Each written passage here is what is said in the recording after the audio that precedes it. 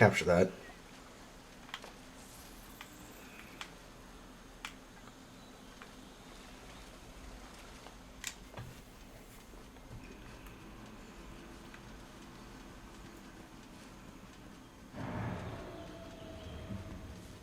Proceed with caution.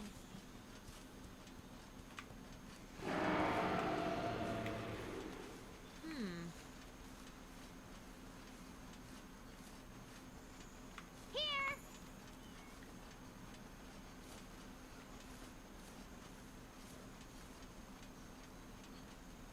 Yeah, that's right.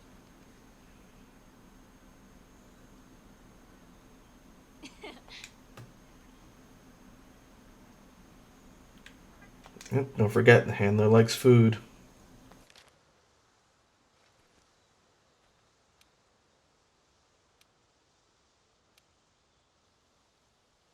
Hey, partner. Alright, we have a base camp set up in this area, which means we can eat and go exploring. Before I call it a session, I want to at least get the explanation of this area, and then we'll have a starting point for the next session.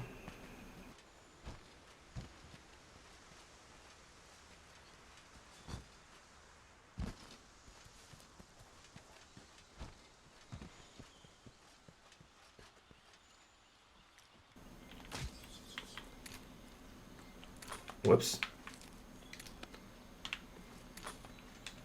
I think there's a unique indigenous life here that I can capture.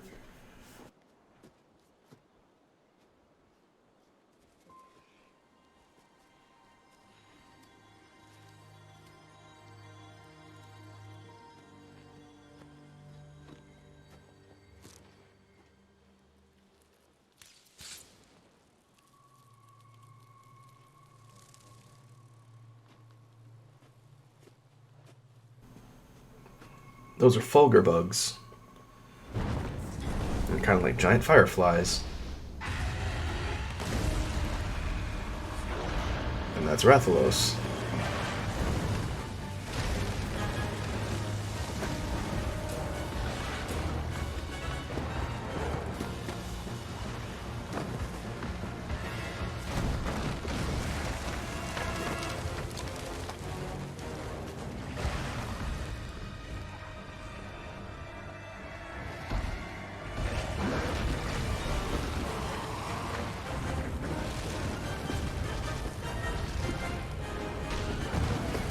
And that's a mysterious monster that we haven't seen yet.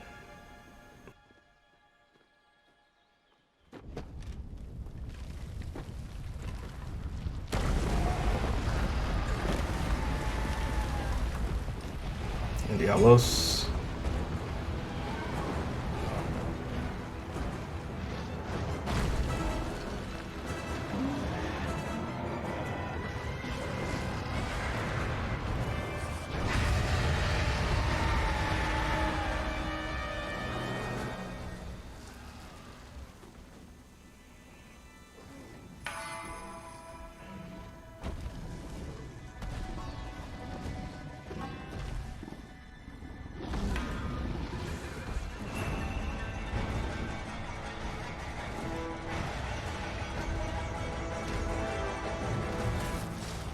Zinogre.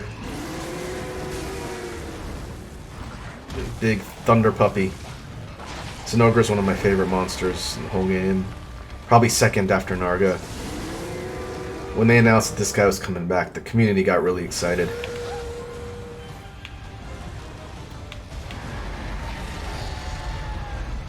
That's definitely not something we want to mess with.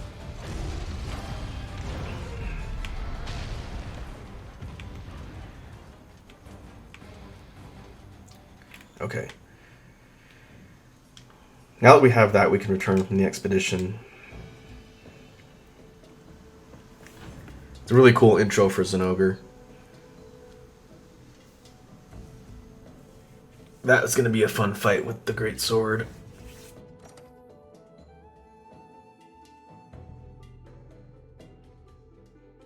Land of Discoveries. So the area we were just in is called the Guiding Lands. Basically, this is the post-game grinding area. It functions kind of like a open expedition zone, and it includes biomes for all the areas that we've been to: Ancient Forest, Wild Spire, Coral Highlands, Rotten Vale, in one map. So they have small isolated sections with the different locales that you can walk between, and as you venture around the map, monsters will spawn in and out. And you can collect monster tracks and certain traces in order to lure certain monsters out. But basically, this is your endgame grind area, and there are certain things you can only get from fighting things in the Guiding Lands that corresponds to endgame upgrades and the layered armor system, which I could see if it's unlocked now that we've beaten the game. I'll look at the smithy after we get back. Uh-huh. Really?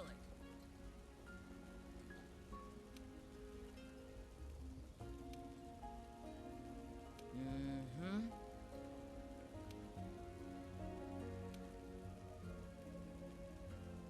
Understood. Yeah. Uh-huh.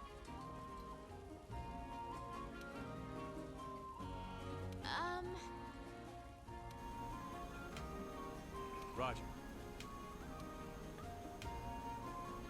Let's see. There we go, the Guiding Lands.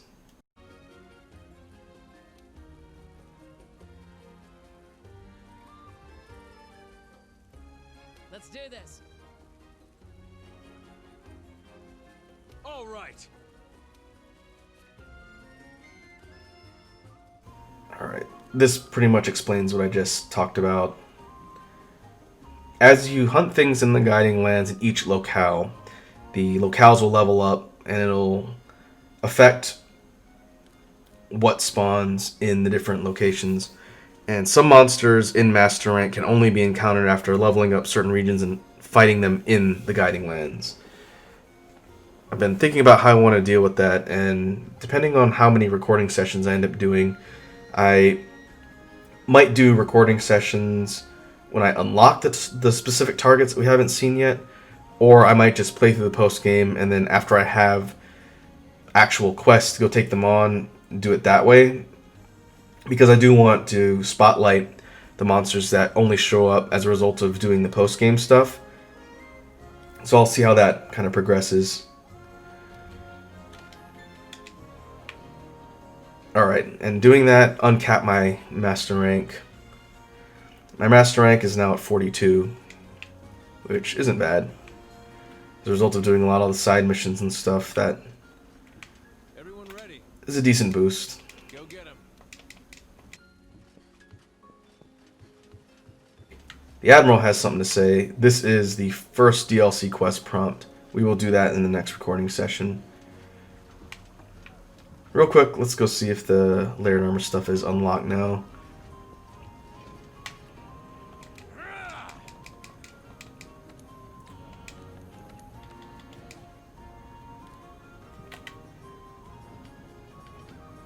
Okay, so far it's just this stuff for low rank and high rank.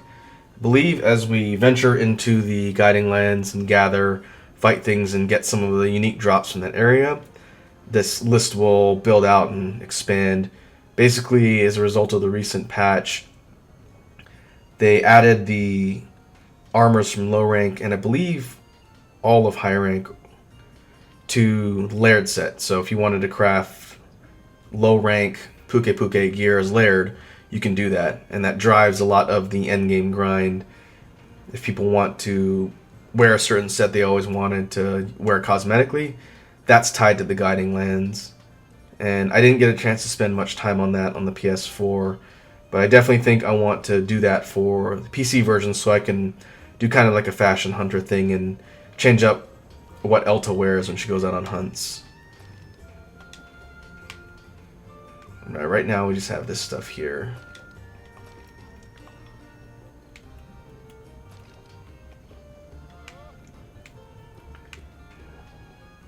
Death Stench set's pretty neat looking.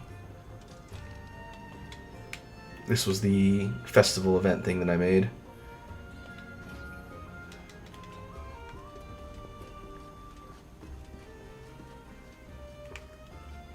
Okay, before we get too far into the guiding lands, I think what I'll end up doing is calling it here for this particular session, and as soon as I get a chance to sit down and record again, which should hopefully be soon, what we can do is start with the DLC missions, because I need to at least open up the DLC mission from the Admiral here, which will add an additional zone to the guiding lands, which is important.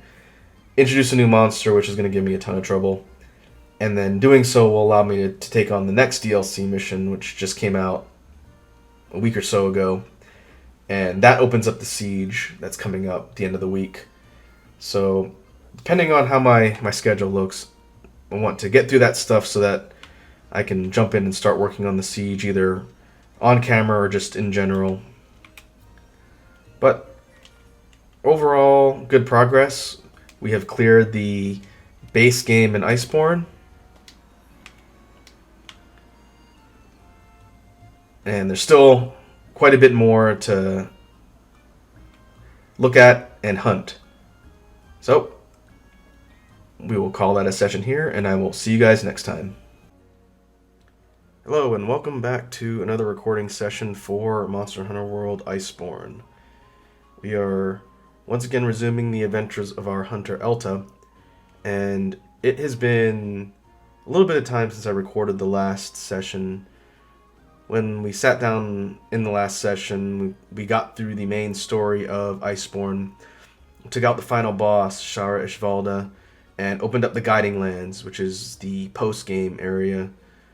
And I have not been back to the game since then. I took a little bit of a break to work on the other Let's Plays, stuff I was doing at the time. As of the recording of this, I've been playing a lot of Doom Eternal as well. But we do want to get back and proceed with Elta's adventures here, especially while the current special quests are active. So what I'd like to do in this session is pick up with the DLC quests, since that unlocks some things in the Guiding Lands that we can take a look at.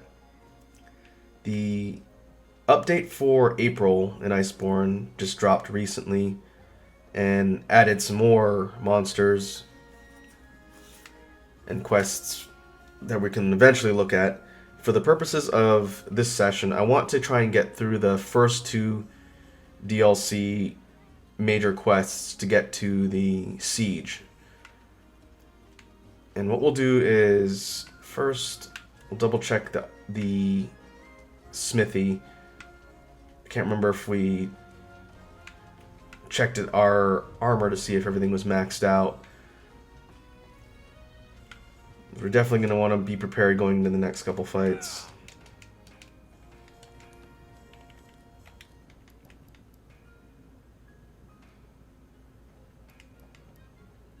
Okay, let's see.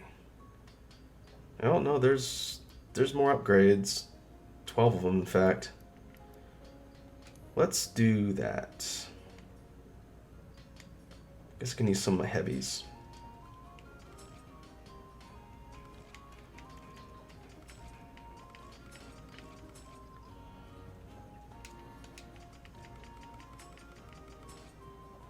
Or I could see if one king will do it.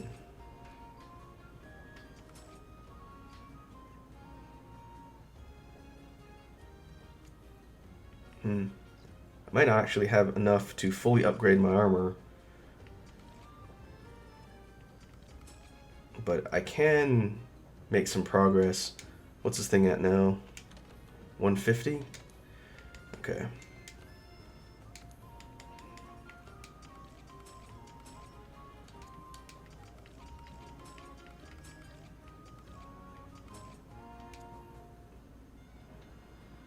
Get that to level 12. This isn't going to most likely be the endgame armor set we're using for most of the post-game, but as we sort of get situated with the endgame quests, having some more defense is going to help. What we can do is sink some upgrades into some of our pieces just to give us a little bit of a boost.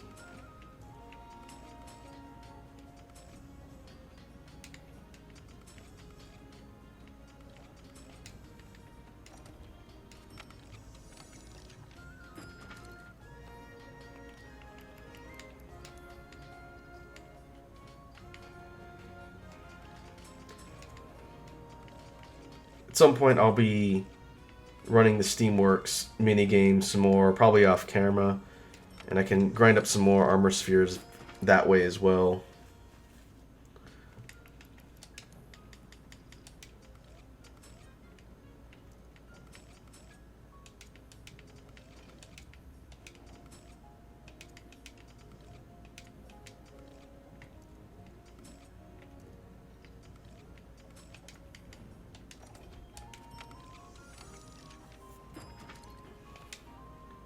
Alright, we'll leave that for now. We'll come back for the feat later. Our defense is up to 817, which is pretty decent. I believe we are maxed out on the Acid Shredder line.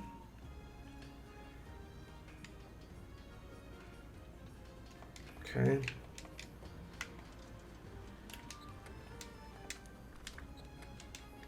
I think we're good on our items. For decorations, what were we using? Okay, thunder resistance. We're going to need that for the targets we're going up against for the first DLC quest.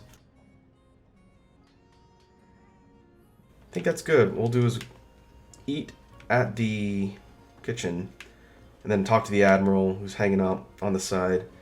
He'll initiate the quest line for the first DLC quest. We'll do damage. Should probably double check. Yeah, thunder resistance is 25. The target we're going after is a thunder element monster. Hey kid, been waiting for you. We got things to discuss. You've heard the rumors of Shatterhorn, right? Seems a few hunters exploring the Hoarfrost Reach caught a glimpse of something. Something like a Kirin with its horn broken off. Haha, I know, right? A real ear perker. So, I figured I'd go out to the Reach and take a look for myself. I looked high and low, but no sign of any Kirin, much less a hornless one. But I did find tracks. Fresh tracks. It's strange, though. Having a Kirin show up all of a sudden out here, which means it came from somewhere else. So, we gotta go and find this shattered horn. I already filed a quest with your handler. Who knows where it came from, what's up with its horn. But it's our job to put the pieces together. Now get moving, and don't keep me waiting. Okay, a Kirin with a shattered horn. I cannot remember if we did a hunt against a Kirin in our Master Rank run through in the previous sessions. It's been a while. If I haven't done that quest before, this would be a good chance to show how that fight works. Alright, we'll go and accept the quest from the handler. Should be Sterling Pride. We're on the hunt. Alright, Guiding Lens.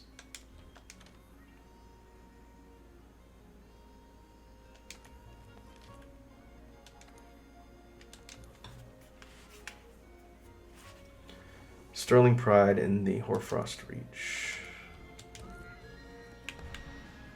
I guess I will swap my drinks out. I do not need my cool drinks yet.